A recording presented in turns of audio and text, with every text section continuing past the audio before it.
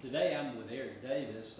Eric, you're an attorney with the Parkman and White law firm here in Dothan. Yes. Tell me what type of cases here at Parkman and White that y'all handle. We handle white-collar criminal defense, crimes, DUI, some domestic cases, but largely we're known for criminal defense.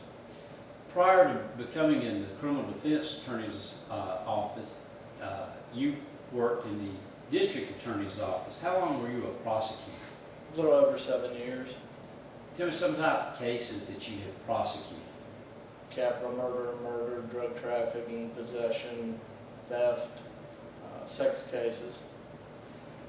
Some of what I want to go to today and talk to and ask you to interview you was specifically about grand juries, because of some issues that came up this past week with grand jury and really some unprecedented indictments that I've not ever heard of a witness that was arrested for disclosing testimony in grand jury. So that's what's kind of given me the interest of how grand jury's made up.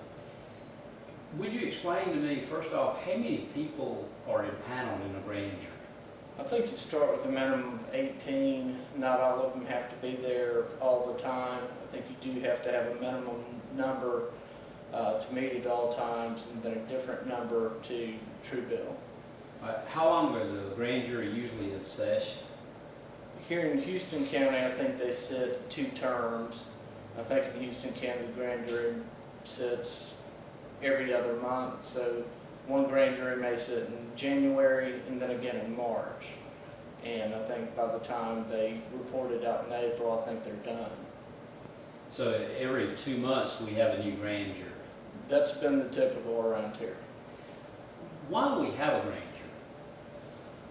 jury? Have a grand jury, I mean, you can start a criminal investigation, you can start with a complaint, which is a criminal charge, and then you carry it to the grand jury. It kind of builds in some checks and balances, make sure defense gets an opportunity, and make sure first, if you have a preliminary hearing, the judge determines probable cause, and regardless of what he decides, the DA can still put a case on the grand jury, and the grand jurors determine probable cause and issue an indictment and says, you're moving on to the next level, you have right to a jury trial.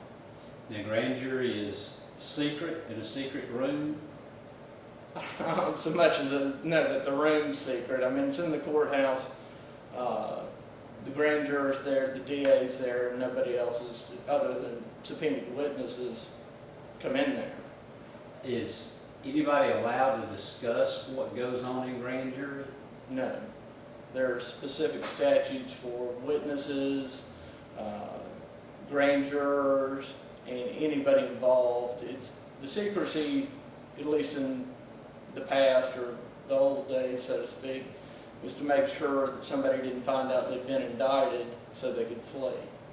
And once somebody's been arrested on the grand jury indictment, then the secrecy's gone.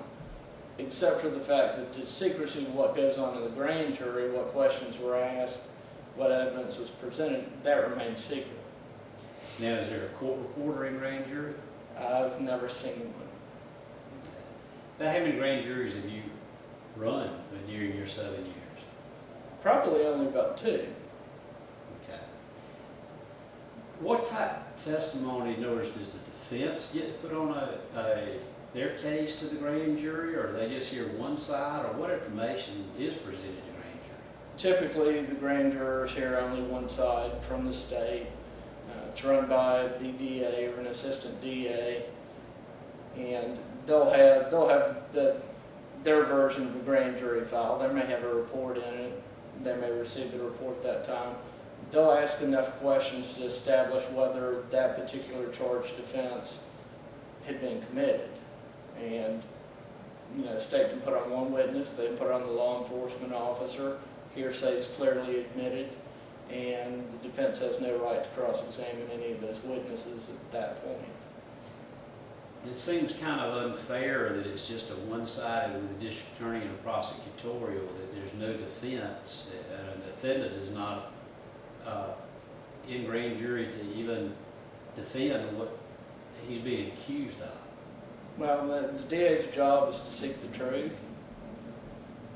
So they need to look at both sides of the case. I mean, I don't think they really want to indict one that they don't think they'd win at trial. I mean, they may be able to get an indictment, but winning at trial is a whole different thing. The grand jury process, and just to kind of let the people know, you're arrested one of three ways. Is that not correct? On a warrant, view, or an indictment. Correct. It's a home view by a police officer that pulls you over, or someone swears out a warrant. You start in district court. Correct. But if an indictment, you skip the district court level and you go straight to circuit court level, which is close to trial. Correct. If the DA gets information that a particular crime's been committed, they have the right to put it on the grand jury as an investigation. And investigators, just like any other case, investigate what's going on, report to the grand jury. They present that information to the grand jury, and if there's probable cause, then they indict. You brought up an interesting point that you're saying that the district attorney, not a law enforcement officer, the district attorney can put an issue on grand jury of an investigation, so it does not have to be initiated by law enforcement? No. I mean, I think typically it is, but it doesn't have to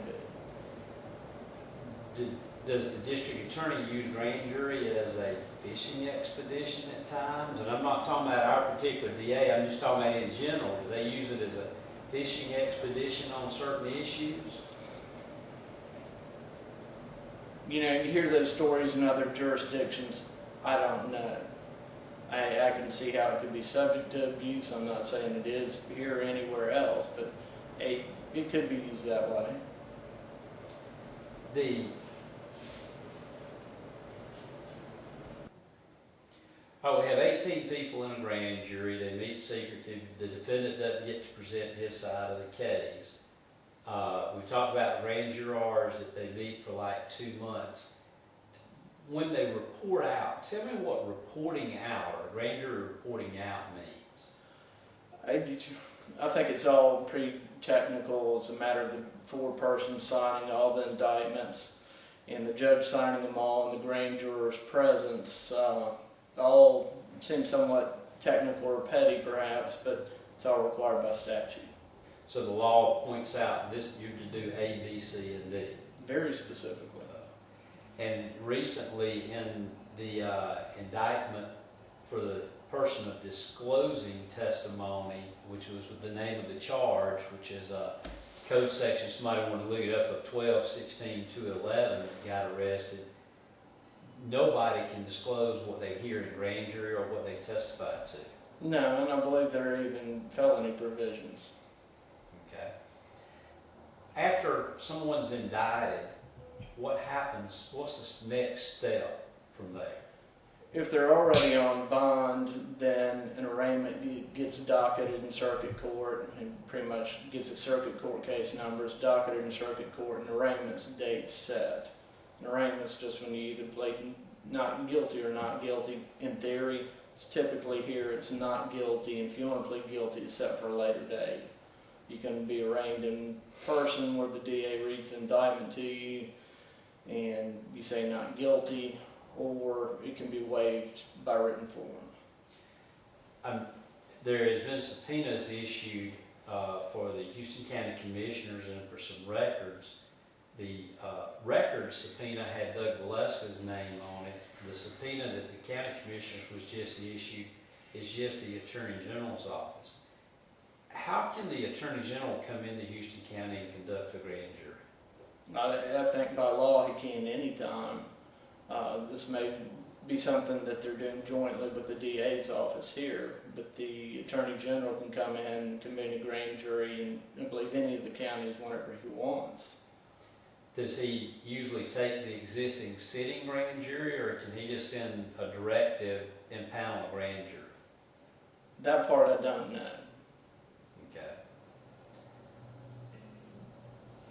But a grand jury can be the investigation by the district attorney or the attorney general. It does not have to be a law enforcement agency that initiates the proceedings in grand jury.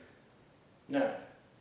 I mean, it can be the DA, it can be the attorney general. They can both be working on the same thing. We've already discussed that in Houston County, typically your experience is no court reporters in grand jury. Not to my knowledge in the last 20 years, no. Is there anything else that sticks out in your mind in the grand jury process that I've not covered?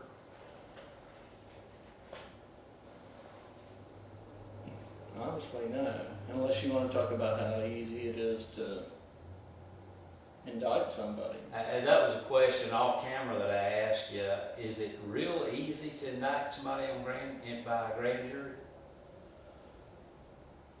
If you're only presenting one side of the story, I mean, you could do it with a law enforcement officer, and that officer could testify to what person A said, person B said, person C said, and if it met the text of the statute, the DA can recommend that it be true billed based on that.